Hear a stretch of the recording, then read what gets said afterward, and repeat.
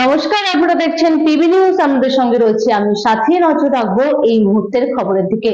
ভারতের এক দালাল সহ বাংলাদেশি দুই মেয়েকে আটক করল বিএসএফ জওয়ানরা। ভারতের ছোট্ট পার্বত্য ত্রিপুরা রাজ্যে বাংলাদেশিদের আনাগোনা কিছুতেই বন্ধ হচ্ছে না। ভারত বাংলাদেশ সীমান্তে ভারতীয় সীমান্তরক্ষী বাহিনীর জওয়ানদের কড়া নিরাপত্তার মধ্যেও কিভাবে বাংলাদেশিরা ভারতে প্রবেশ করছে তা নিয়ে উঠছে প্রশ্ন। বর্তমানে বাংলাদেশের অন্তর্বর্তীকালীন সরকারের উপদেষ্টা মোহাম্মদ ইউনূসের সরকারের শাসনকালে ভারত এবং বাংলাদেশের মধ্যে সম্পর্ক তেমন একটা ভালো নয়, যার ফলে ভারত বাংলাদেশ সীমান্ত লাগোয়া এলাকাগুলিতে অতিরিক্ত ভারতের সীমান্তরক্ষী বাহিনীর জওয়ানদের নিয়োগ করা হয়েছে।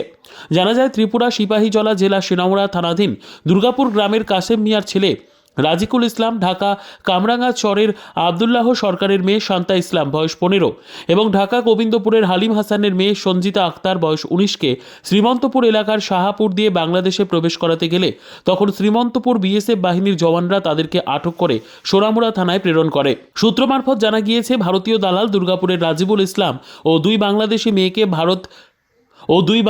মেয়েকে বাংলাদেশ থেকে ত্রিপুরায় এনে বিভিন্ন খারাপ কাজে অতিবাহিত করে। বর্তমানে সোনামুড়া থানায় তাদের বিরুদ্ধে একটি মামলা রিমান্ডের আবেদন জানিয়ে আদালতে সোপর্দ করা হবে বলে জানিয়েছে পুলিশ। অন্যদিকে রাতে গোপন খবরের ভিত্তিতে সোনামুড়া থানার পুলিশ কমলনগর ঘাটিগড় এলাকা থেকে দুজন ভারতীয় নাগরিক এবং একজন বাংলাদেশিকে আটক করে। এখন প্রশ্ন হচ্ছে, ভারত বাংলাদেশ সীমান্ত এলাকাগুলিতে ভারতীয় সীমান্তরক্ষী বাহিনীর জওয়ানদের কড়া নিরাপত্তা থাকা সত্ত্বেও কি করে বাংলাদেশিরা ভারতের ছোট্ট পার্বত্য ত্রিপুরা রাজ্যে প্রবেশ করছে? ভারত বাংলাদেশ সীমান্তের যদি এই ধরনের অবস্থা থাকে, তাহলে বাংলাদেশ থেকে জঙ্গিরা ভারতে প্রবেশ করতে কোনো দ্বিধাবোধ করবে না বলে শুভবুদ্ধি সম্পন্ন সচেতন মহল থেকে উঠছে প্রশ্ন। গতকাল 15 তারিখ রাত্রিবেলা 2টার সময় আমরা একটা গোপন সূত্রে খবর পাই যে কমলনগরে সাসপেক্টেড 3জন লোক ঘোরাফেরা করতেছে। 3জন লোকেরই ডিটেনগিরা থানাতে নিয়ে আসে। এর মধ্যে দেখা গেছে একজন বাংলাদেশি আর 2জন ইন্ডিয়ান, সম্ভবত তাদের সাহায্য নিয়েই তারা ইন্ডিয়াতে ঢুকছে। আর ইন্ডিয়ান যে ছেলেটা যুক্ত ছিল তার নাম হচ্ছে রাজিকুল ইসলাম। হের বাড়ি সোনামুড়া দুর্গাপুর এরিয়াতে।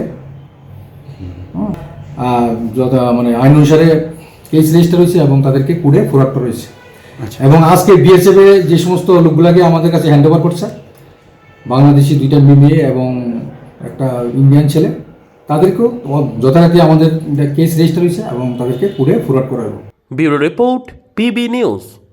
আরএন পেন্টার পূর্ব বর্ধমান। ফ্ল্যাটের থেকে সস্তা এবার নিজের বাড়ি। প্লট করার জায়গা মাত্র 1.5 লক্ষ টাকা কাঠা। মাত্র 50,000 টাকা দিয়ে নিজের নামে অগ্রিম রেজিস্ট্রি করে নিন। বাকি 1 লক্ষ টাকা লোনের সুবিধা করে প্রতি মাসে 1,667 টাকা 60 মাসে পরিশোধ করে ফেলুন। আরও বিশেষ আকর্ষণীয় থাকছে, আপনাদের জন্য রাস্তা থাকছে 12 থেকে 16 ফুট চওড়া, 24 ঘন্টা জল ও বিদ্যুৎ সরবরাহ, পরিকল্পিত ড্রেনেজ ব্যবস্থা ও নিরাপত্তার ব্যবস্থা থাকছে এবং থাকছে স্কুল। একই ছাদের তলায় সর্বশিক্ষা, লেক পার্ক, খেলার মাঠ, সুইমিং পুল, হাসপাতাল, ব্যাংক, এটিএম, শপিং মল ইত্যাদি আরো অনেক সুযোগ সুবিধা পাচ্ছেন। ঠিকানা মনে রাখবেন, বর্ধমান রেলওয়ে স্টেশন থেকে কাটুয়া রোড, দেওয়ানদিঘি থানা 500 মিটার, নবদ্বীপ রোড 200 মিটার। তবে আর দেরি কেন, আজই চলে আসুন। তবে হ্যাঁ, কন্ট্যাক্ট নাম্বার মনে রাখবেন 7547903108 অথবা 8918277795। অফিস বিজয়রাম, কালীতলা, পূর্ব বর্ধমান।